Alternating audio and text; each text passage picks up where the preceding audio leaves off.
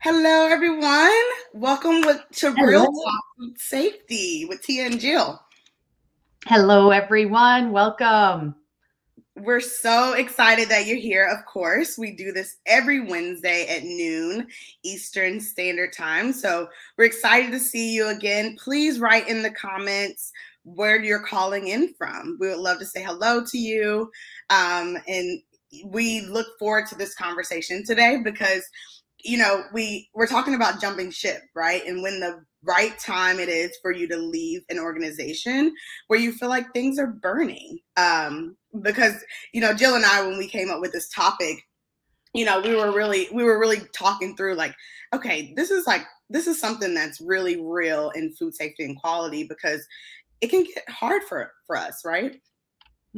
It does. And, I always find it interesting because at least once a week, there's someone that I'm talking to from industry who's like, I'm not sure if I should stay or if I should go. Like, there's all these different factors, and they're kind of going back and forth between things. And so when we were talking about like, what would be interesting for the audience, we're like, when to jump ship, because it comes up so often. Absolutely. And being a consultant, we run into all different types of consultants. And a lot of times when they're looking into going into being a consultant, it's because they've come from a burning ship and they want to help other organizations not to become that burning ship, right? So it's like, you've kind of fight the good fight and you've been firefighting and you've been putting out fires, but when is enough enough? Mm-hmm. And I think of the part that's also interesting is it's not usually one incident. It's not like there was something that exploded and people are like, we're done. Usually it seems like it's kind of this like one thing after another, and it layers on to you get to this point where it's like your breaking point, where you're just like, I don't know if this is going to change. I don't know if I can make effective change here. Right. So, Exactly. And, we're kind of talking about it as jumping ship and using the burning analogy. But you can also talk about it in terms of like red flags. yeah. Like when I see a red flag, typically people don't see one red flag and they move on. They probably see the red flag and think about how can I help correct Mm-hmm. and get us to a green flag, right? But once you see so many red flags, at what point, like, is it 2 red flags? Is it 5 red flags? Is it 10 red flags? At what point should you, you know, And for go us, ahead? we're such geeks, right? We'd probably be like, well, we'd do a risk assessment on it. Is that red Right, flag a high risk or a low risk? And how many of those would I get before it would signal, right? right, right. Well, honestly, Jill, that's a spoiler for the Oh, conversation because okay. Well, see, because honestly, yes, it is a risk assessment from our standpoint, right? Um, I don't want to spoil it, but I'm curious. Hello, Tammy and Robert, and anyone else hello. who's there. I'm curious. Has anyone ever have you jumped ship? Have you thought about jumping ship? I'd love to know because once again, we're always looking for like what are things that are relatable and that we people in our audience are looking for to hear more about. So Yes. even though we have conversations on the side over here about it with people, we want to bring things to you that are also of interest. Right, absolutely. And one thing when we talk about jumping ship, so many of us have changed organizations, right? And a lot of those changes, it's like the ship wasn't burning. You just found another opportunity, or you want to, be in a different space. But we're really focusing on at what point do you say like I need to get out Mhm. of the situation for whatever reason. So just think about, we're seeing the comments come in that yes, a lot of people have that experience where you really feel like, it's time for me to get out of this situation. Mhm. Well, that's why I'm glad we're talking about it because it's real. We already knew it was real because we both have our own stories around it. We hear it from others. But I think the other part is what are some factors to consider when you're in this place of should I stay or should I go? Yeah. Because often at that time, right, we have these different responses that kick in, and sometimes we know for certain, like, gotta go. And other times we're still in this waffling and wondering of this uncertainty. And so we want to share a few things around, what kind of factors can you consider or questions can you ask that might be helpful. Absolutely.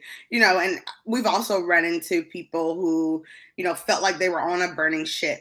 But when they really look at what they're dealing with and really put together a good plan, they realize that, yes, that was a fire, right? But they're able to put it out. They're able to get the support that they need to successfully eliminate that fire.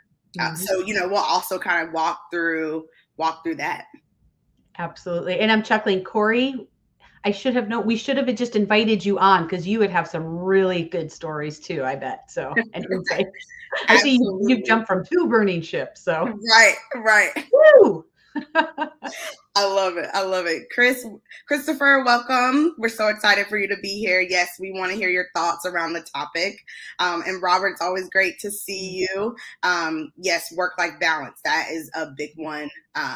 That's a big piece. And, a lot of people have jumped ship because of it, right? And so we'll definitely dive into that a little bit more.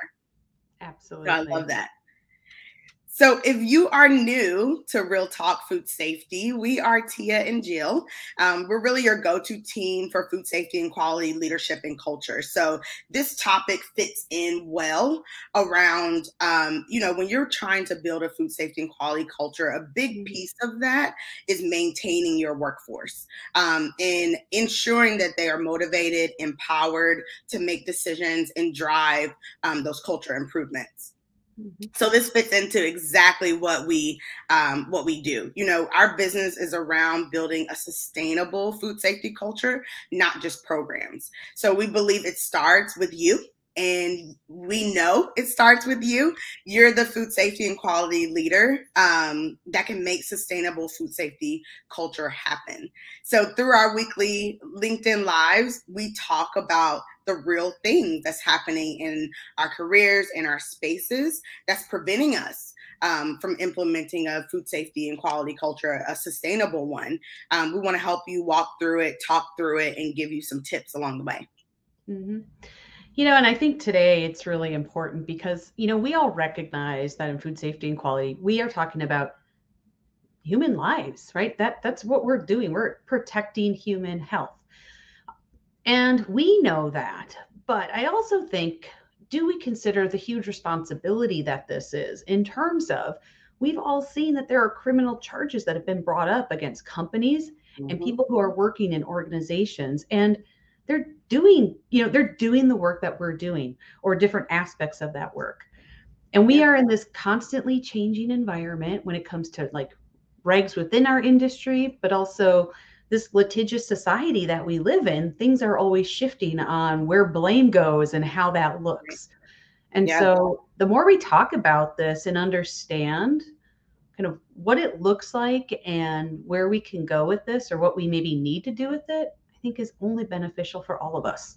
Yeah, absolutely. And that's one of the reasons, like, as we think about the legality around food safety in particular, that is a real concern for people in food safety and quality, and should be a real concern for organization, right?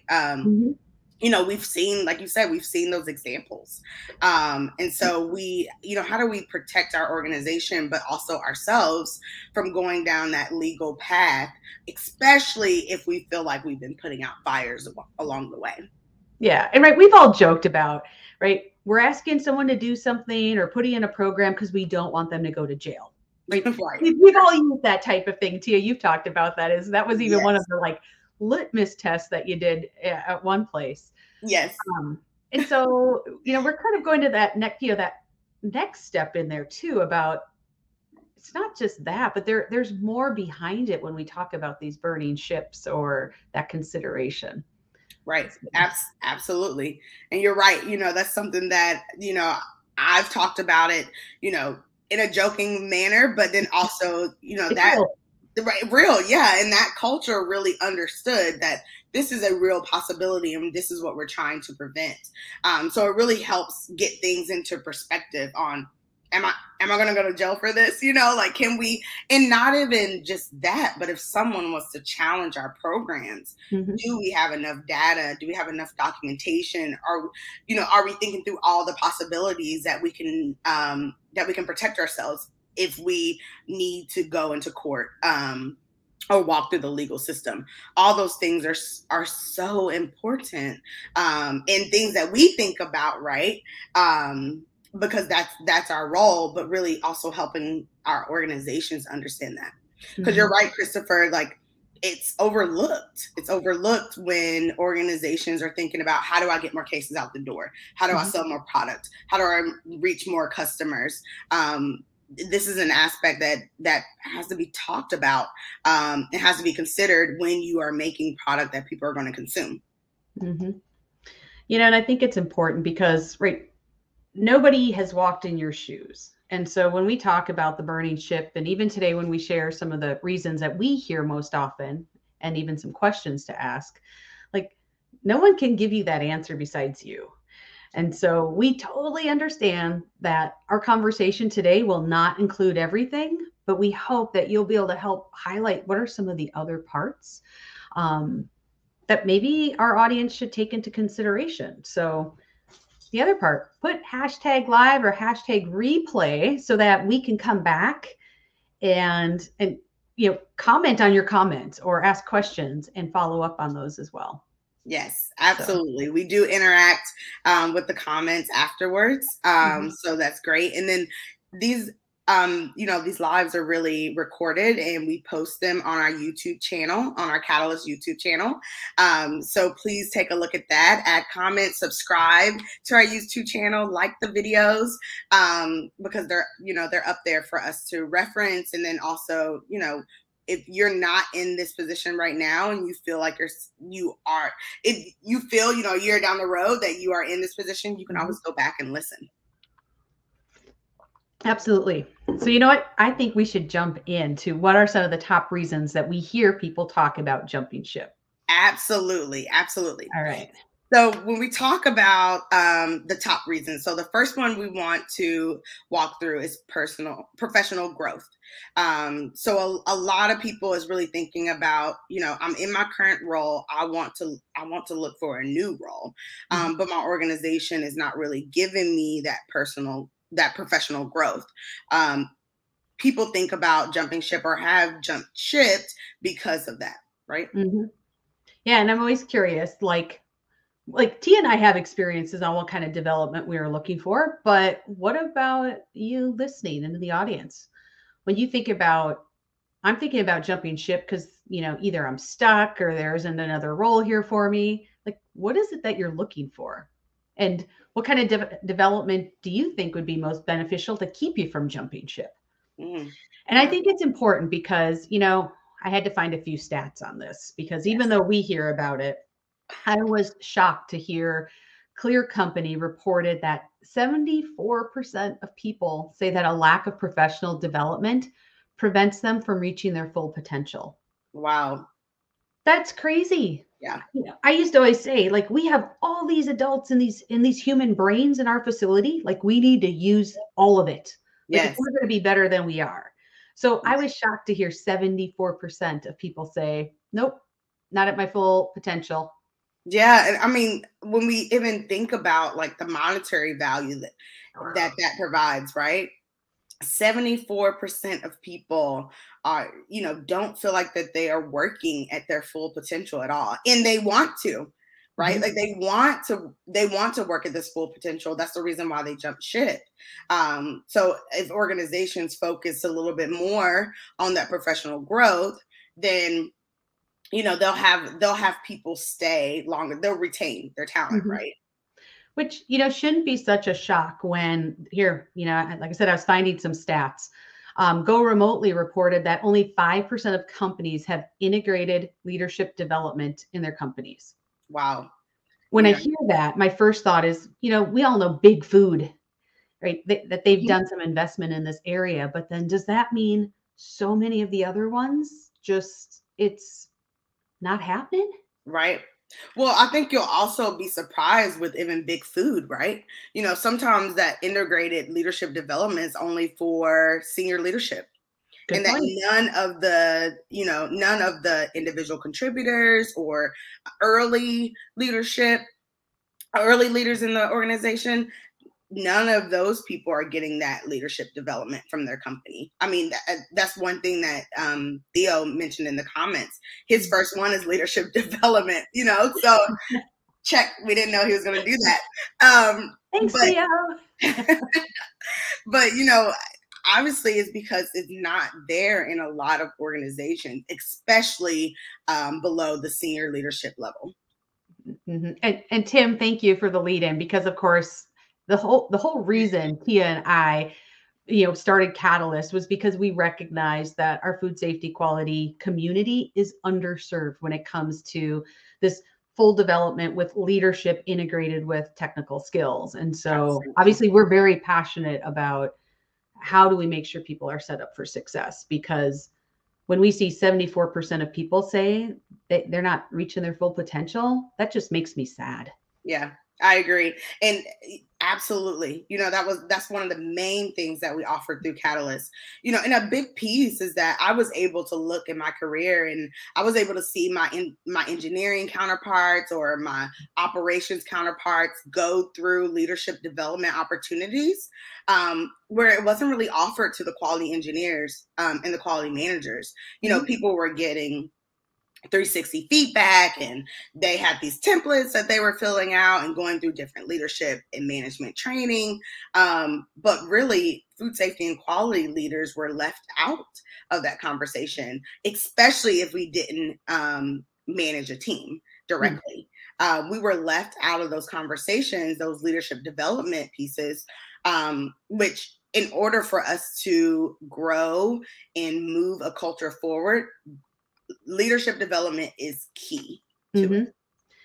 Yep. And so my last stat that I found was 38% of new leaders fail within the first 18 months. And what I want to point out is it doesn't give us more details, right? So we don't know if people say, yep, I kind of failed at doing this. I don't feel like I did the best work I could. Did they stay in that role or did they move to a new role?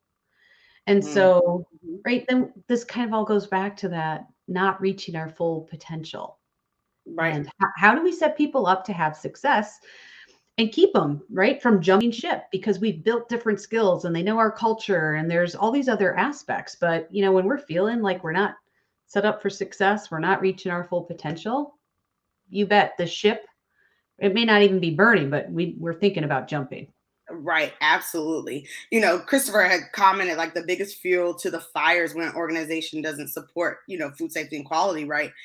Absolutely. So when you think about even your manager or, your senior leadership team, if they're failing at supporting you, if they're failing at strategy, if they're failing at all these different components of their role, you're not going to feel great about it. Right.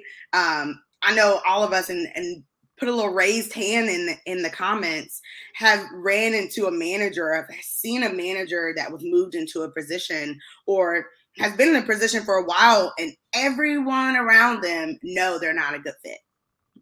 Everyone's kind of whispering like, look, this is not a good manager. You're going to have some trouble with this person. This is how you help manage them because they're not very good at, we've all had those conversations.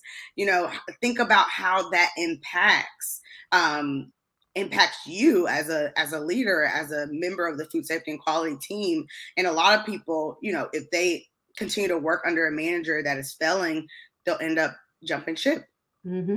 Yeah.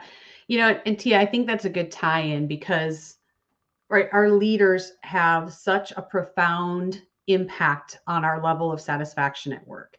And our next one, I'm going to go into it, is about appreciation. Yes. Because we all know, right, Gallup poll reports on a regular basis that 60 to 70, even as high as 80% of team members are not engaged. And a lot of that is because they're not being appreciated at work either. And, here, once again, I have a stat. Go Remotely reports 79% of employees quit their jobs due to lack of appreciation from leaders. Yeah. And I thought, seeing that stat, I thought that was really high. And because I don't know, I would have guessed maybe 30% around appreciation. I don't know why. I thought it would be so much lower, but it made me think back to times that I did not feel appreciated. And Mm. I remember one specific example. I was working on a project team that really didn't appreciate me, as their food safety and quality person. And it was within an organization that appreciated food safety and quality in general. But this one project team really didn't. And I took on tasks outside of food safety and quality. I spent a lot of time on the off shifts, working through some things that just weren't being solved out. But I took them on as my task along with a regular, Mm. my regular job, right? Where I wasn't just on this project team, I was also managing, other parts of the facility.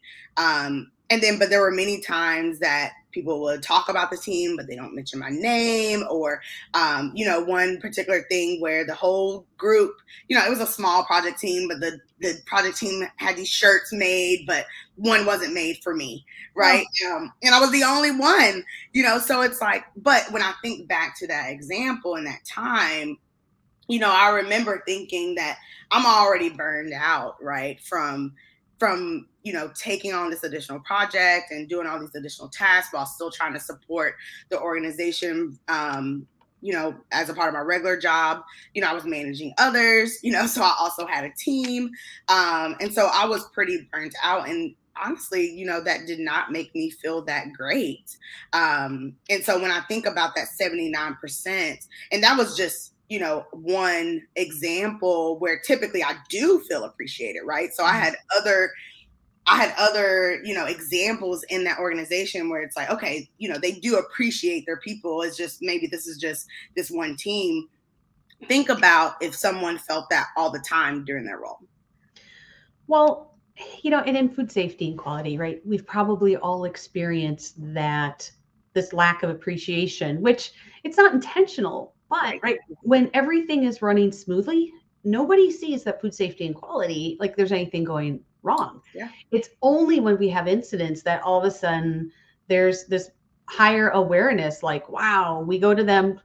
Okay, I always feel like they come to food safety quality to help solve issues, right? Mm-hmm. Fires go and people come to us and yay, you helped us get out of it. Yay, you helped us investigate it, whatever it is.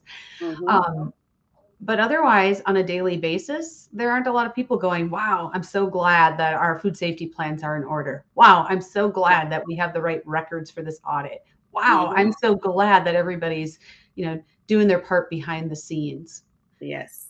It's pretty thankless. Yeah. Yeah, I agree. I think that's probably one of the major complaints around being in food safety and quality, right? Is that, we're doing all this stuff, we're managing risk, like we're really preventing the organization from going through issues. Mm-hmm. And it can be pretty thankless, So it's one of the things that's like, if you are a leader and you lead food safety and quality people, or you sit on the senior leadership team of either a facility or the broader organization, talk about appreciation and how you're going to show your team, the food safety and quality team in particular, appreciation and thankfulness that they're there handling that audit that you got an A on, or you got a 99 on, you know what I mean? Like, Mm-hmm. or that, FDA is not coming here this year because of how great we've done on the last audit. It's even those things where it's like we don't see regulatory activity as much because of where we stand within our audits. Mm-hmm. So be intentional about that. Yeah, and I would say I haven't met too many people in food safety and quality that went into this field for the limelight. So I don't think we need a lot. I think we have this inner drive and this passion that we love what we do. So we don't need a ton of appreciation. Mm-hmm. But it's those moments where things get piled on where we're like, doesn't anybody appreciate the long hours or all of the calls that I take, on the weekend, or the shuffling my entire day every day to help jump in a spot where I wasn't asked originally, or I found out this and so I'm readjusting. And I think when Right. those things start kind of piling up, that's when we just need Yeah, I don't know. I like a little bit of like, thanks for making that adjustment. Yeah. I noticed you were able to do that for us. Absolutely. And I think also appreciation flows into just making sure that your food safety and quality organization is integrated into your business. Mhm. You know, if food safety and quality is a secondary, like, oh yeah, that team manages our HACCP plan, or that team, completes audits, and make sure that, FDA, when they come in, they handle that audit. If you're only thinking about food safety and quality in these very specific times, then you're not thinking about food safety and quality the right way, honestly. Mhm. Food safety and quality, and we talked about this on the last episode, where we really are integrated, and or should be integrated into every part of the organization. Mhm. So you really should have every moment along product development, process control, manufacturing, up to the retailer and the customer. You really should have opportunities to appreciate food safety and quality and see that work, because they're integrated into your business. Yeah. And I think that's a good lead into the next one, which we labeled as toxic work environment. Yes. Because right when we don't have some of that appreciation, it can start to build up and feel a little bit toxic. And maybe it doesn't get to that extreme where we would use that adjective for it. But right, we know there's a lot.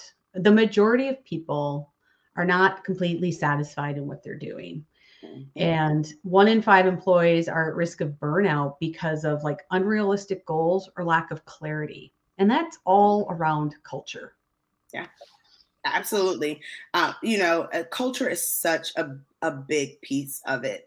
And when we talk about like professional growth and leadership, all of that kind of rolls up into this culture piece of, are you being supported, or are you being pushed to the side? Or, are people listening to your ideas, or are they, no, we really don't want to hear from food safety and quality. We really don't want you to sit in on these meetings, because you're going to block us, or you're not going to help be a part of the solution.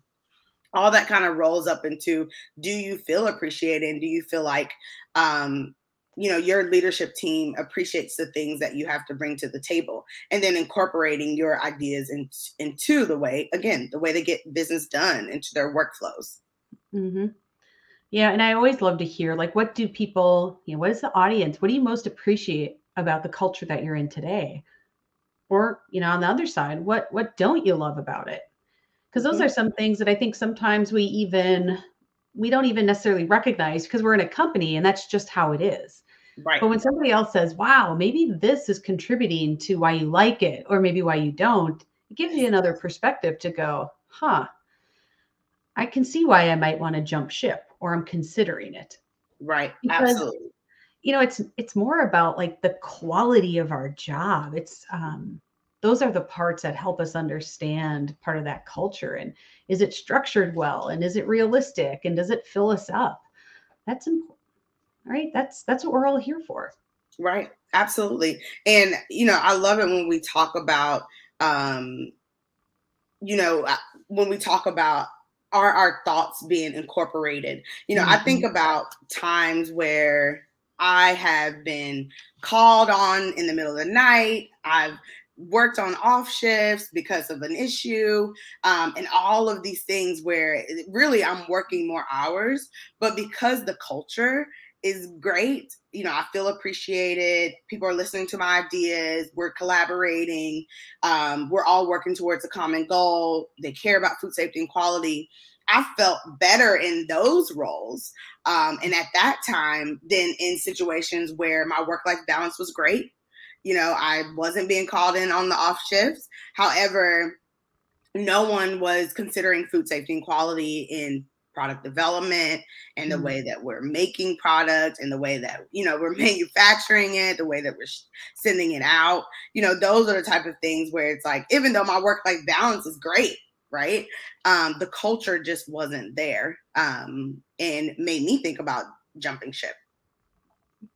Yeah, that's it's amazing how far it can go. And I'm sorry, I'm reading a couple of the comments too, and I love one from Tammy where you said, sometimes even just recognizing you're in this spot represents growth.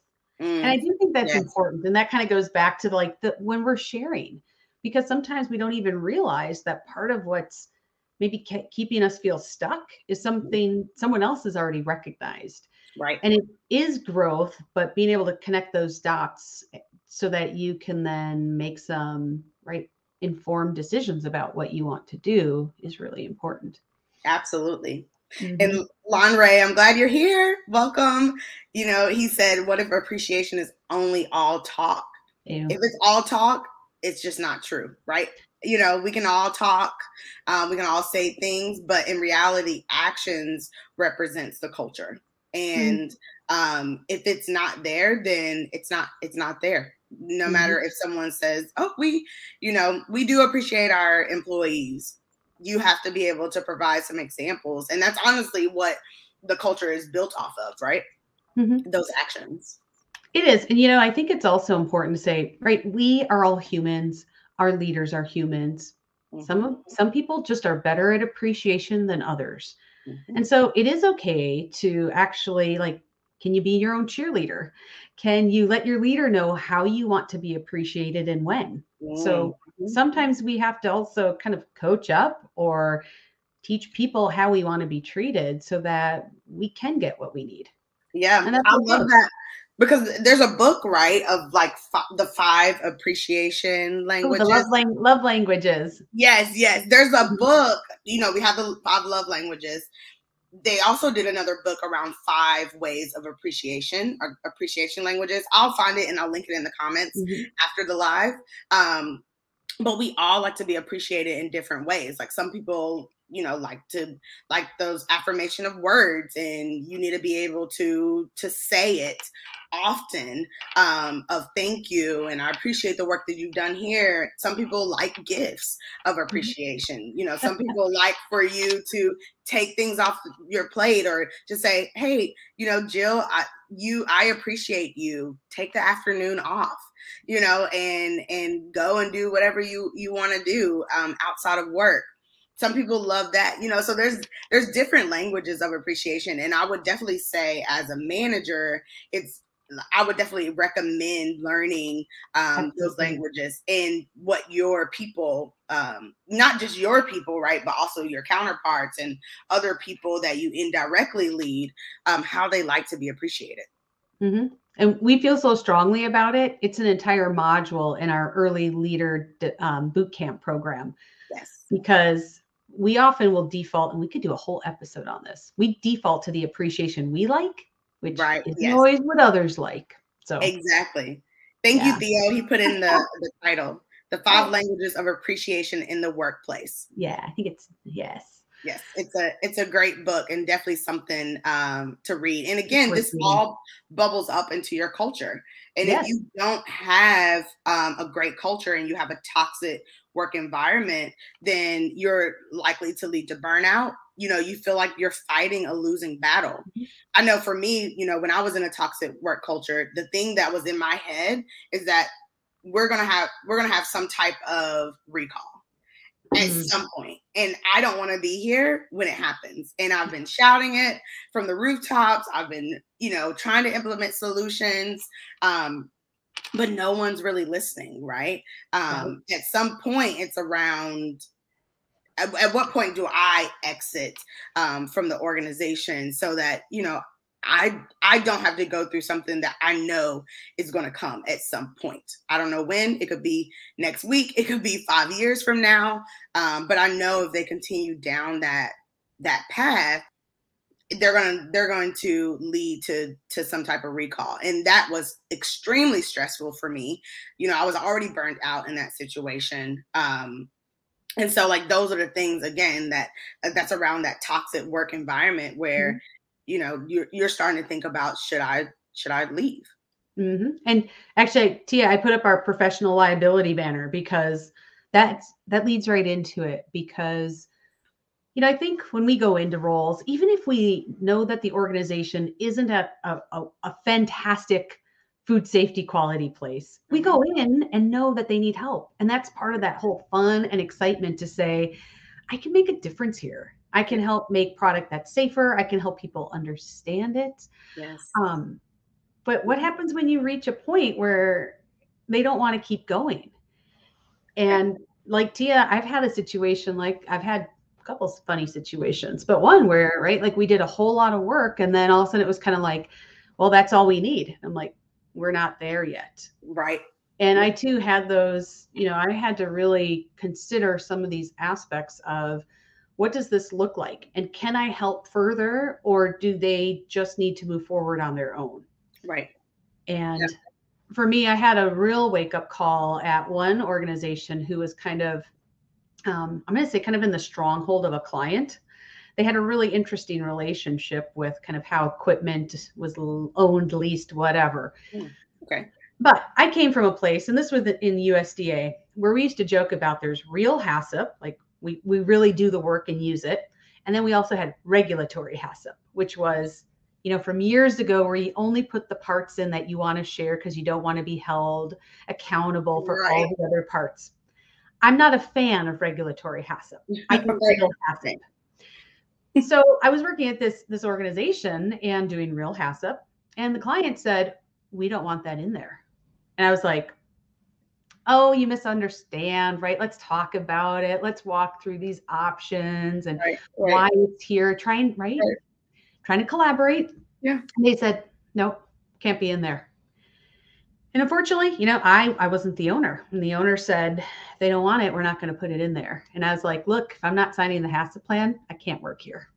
Because you've just told me where the loyalty is and how you want to approach this. And that was really hard to be in a situation to have that wake up call. Yeah. That was all about this professional liability. And like, that was a moment I knew I was jumping ship.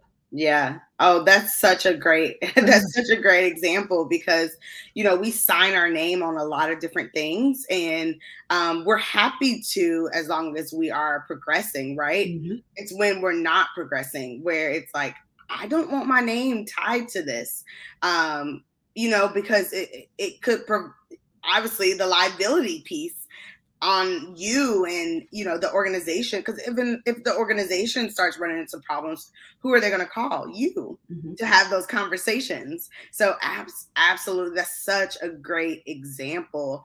We would love to hear if anyone's ever been in a situation like this where you felt like there's liability here and I really can't be involved in what's happening. I used to say to some companies that like, maybe I'm just not the right person to get this information, over to you where you can understand it. That's also one. And when Tammy talks about growth, that's something that I had to, really focus on and grow on, where it's like, I want you to be successful as an organization. If you're not willing to listen to me, your technical expert, then you need to get a technical expert in here that you are willing to listen to. Mm-hmm. Otherwise, you're going to run into a problem, right? And so, I've actually said those words to an organization because I also wanted them to know that, my thoughts, this is not Tia's vision, right? This is not Tia's way. You're dealing with a regulatory issue that you will be held responsible for. So it's important for you to be able to receive in that information and do it, right? Like, we're not talking about whether or not color coding, if allergens should be green or blue or red, like that's a preference for a person, but you're really talking about the liability. The company really needs to take that seriously. Mm-hmm. Well, and once again, that could be a whole nother episode about some of the things that I've seen or been involved or encountered that we could talk more about when it comes to some of that professional liability. Because I'm not sure if that's a conversation that we have enough. Because I remember going, wow, I didn't realize that there were, things in play that I could do to help even, I guess, more protect myself from a professional level and even personal level. But without that, those were things that I was like, I'm jumping ship. Right. And to be honest, even if they were there, I'd probably still be like jumping ship. Right. Exactly. And this is one of the biggest ones for me, where because I do not want to be in a situation where, we talked about before, we're going down that legal road and I have to say, I told you guys about this. But then I'm ultimately responsible because I'm still there, right? So like that's like one of my things where I'm like, I need to leave this situation because I'm seeing these fires, I'm pointing out these fires, and the ship is literally burning and it's going to eventually fall apart. But you're not willing to make those changes, the investment, or even Theo talking about a supplier and not onboarding some suppliers. If you continue to buy from those suppliers or continue to allow certain companies to manufacture your product, and you're not making those changes, obviously it's not a change overnight. But if you're not making those changes or making those plans to change, then I really feel like I shouldn't be a part of that situation, right? And so that's something that I think about. It's time to jump ship. Yeah. And so, if there's other things that you get that our audience has seen that come to the top when you think about, factors or reasons on why you may consider jumping ship, or you've seen, we'd love to hear more. But let's see, the growth, appreciation, toxic work environment, culture, and professional liability seem to be the conversations that we encounter the most when talking with people related to this. Absolutely. But we don't want to leave it at just that, because we actually, right, we want to provide some questions that may be to consider if you're in this situation or if you know somebody in this situation. Okay. Because I don't know about you, but I have found that sometimes when I'm in these jumping ship, I'm getting a little emotional because all I can think about is the ship is going down. And I think it's really important to be able to pause and create some space to even go, what's missing? What am I not getting that I need or want from where I'm at right now? Because I think we need to be able to really articulate that. Otherwise, we won't know. And my biggest fear is that we jump ship and we jump right into another boat that's, already got, some kindling going on. Right, exactly. Because you haven't thought about what's actually important to you. When we think about professional growth, what is important about professional growth? I mentioned that in some organizations, I've seen that other counterparts have gone through professional growth because they're prioritizing it from an operations standpoint. One of the things is that in those situations, I've actually asked, like, oh, I would love to go through this type of professional growth, either certificate or training, or whatever it happens to be. And sometimes the answer is, oh, yes, of course. We can sign you up for it. Or absolutely, you want to get additional training. Go and look for the training that you want and come back to us. This is the budget that we have. I've definitely been in those situations where I've identified something. I've spoken with my manager, and they were 100% supportive. If I hadn't done that work, I would have just been sitting in my own fire, right? Thinking that, oh man, this fire is really going to burn down the ship. When all I had to do was ask about it and really get specific on what I needed as well. Well, and it's so powerful because even when you think about when I went sign our HACCP plan, that was a value rub.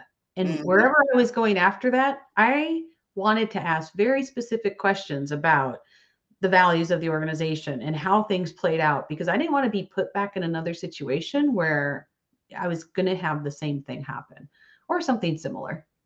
Yeah, absolutely.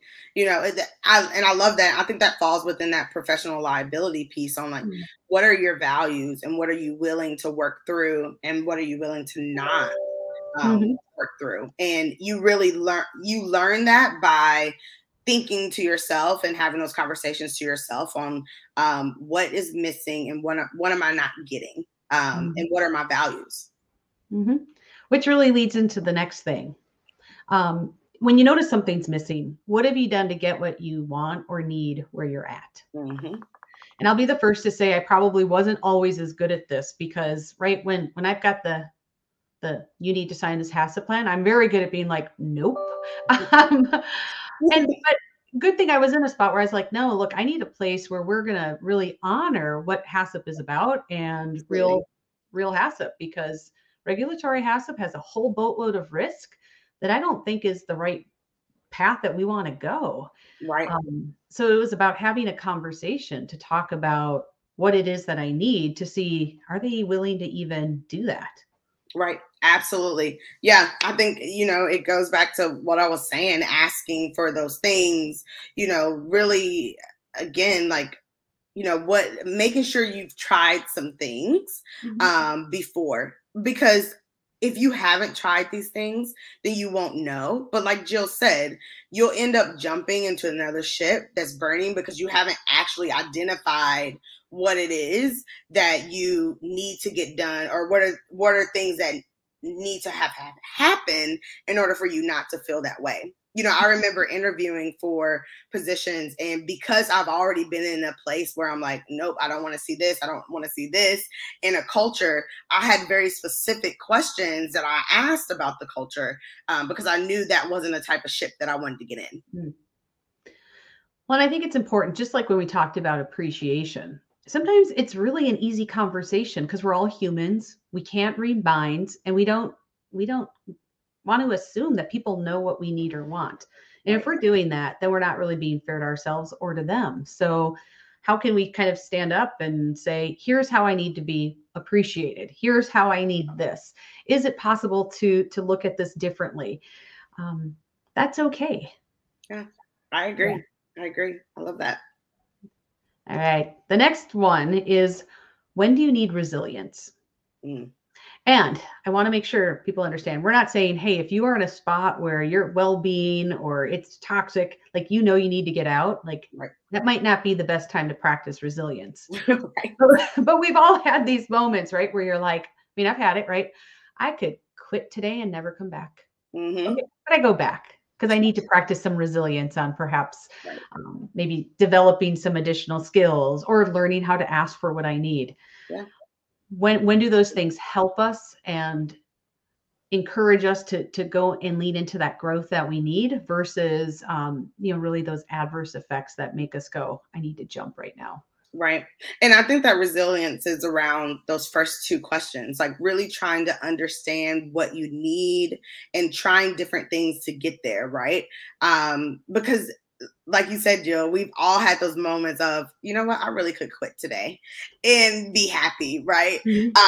But in reality, if your job has the right culture, and or it's moving in the right direction and you really enjoy what you do, having resilience to put out a fire that's not really burning down the ship, right?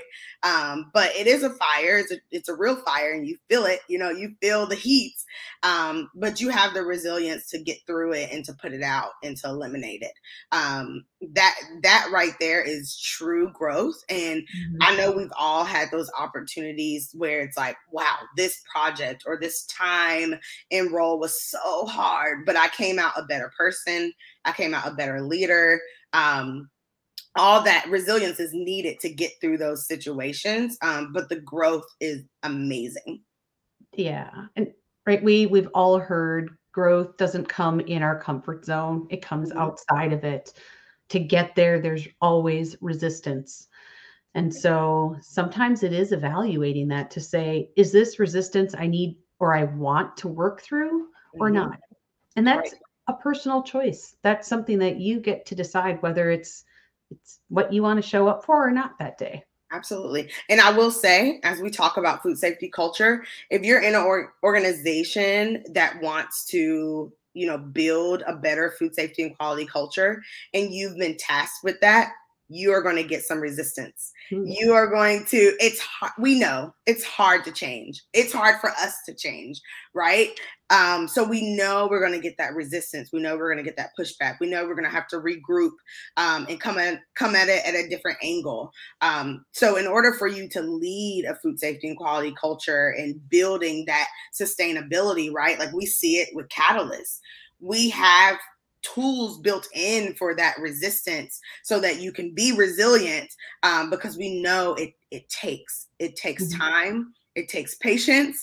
It takes that resilience, because it's hard to change human behavior. People want to go back to the same old things, because that's honestly is That's just what we know. human, right? It's what we know. That's what we know. That's what we know. Yep. All right. So the last thing that we have when it comes to what to do is really determine what's your next best step. Because sometimes we all probably say the steps or options in front of me, some of them are not my favorite, but what's the next best one for you? Because it's all about, right? We all know that like when body in motion stays in motion, when not in motion, we don't stay in motion, obviously the opposite. Right. So if we're not willing to take a first step and create some of that momentum, we're still going to be back here where we were. And so when we're thinking about jumping ship, we also have to think about what's the next best step for me, even if it's very, very small. Yeah, this is really developing your plan, right? So, and this is whether or not your ship is burning or not. If you're looking at leaving an organization or even leaving your current role in the same organization, develop your plan. Like Jill said, what is your next best step to get to the professional growth that you need, to get to the culture that you need, to shore up the liability, piece of if that's one of the issues, or even around how do I show my team more appreciation? Is it starting out by reading the book we suggested, or is it reaching out to each of your teammates and your peers to say, I've been thinking a lot about appreciation. This is how I show appreciation. Does that register for you? How do you like to receive appreciation? So it's really around, your plan. What is your next best step? And, I've seen people jump ship and they've ended up in a situation that's very similar. And it's because they haven't thought through, okay, what am I looking for? Sometimes it's not even the company is the ship. Really the role is the ship. And they jump into a similar role and they feel the exact same way. And I have to tell them that this is not what you want to do. Like signs are around us, right? Right, exactly. And I've actually had that conversation with a direct report that was leaving the organization, and I knew they were close to leaving the organization, and we had a very transparent conversation around what type of roles they should look for in their next opportunity. Unfortunately, we didn't have that role at this organization, but I really helped this person find their next role and get into a sweet spot for them to grow and build, because for them, it was their roles. They were taking on these roles that felt like fires to them. So, what is your next best step? What do you want to get out of your career? What type of culture do you want to be in? Some people are not, oh, I see the ship burning and I want to go in and fix it. There's people that's like that. And there's people that are like, nope, I don't want to deal with any of that. Know what type of person you are. Yeah. And so I think about like, what else people have found to help navigate these questions on to jump ship or not. The whole time we love hearing it. We love seeing what other ideas you have, because once again, the whole purpose of Real Talk is how do we have more conversations within our food safety quality community for some of these things that maybe don't always come up, that we can help each other and have new perspectives. Absolutely. So add your comments, in our comment section. There was one that I was seeing in here. Oh, Tim, another topic for another day, but how do we as leaders prevent people from getting to this point in our companies? I love thinking about that, right? So this is focused on you're ready to jump ship, what should you do and why? But really as a leader, and as we think about food safety culture, we're really trying to prevent our people from getting there. We're helping organizations build and integrate food safety and quality so that you don't run into these issues of people ready to jump ship, that you really have that leadership development piece, that you're developing your team technically, and that you are valuing food safety and quality every aspect of your organization so people will feel appreciated, which ultimately leads to the right type of culture. Mm-hmm.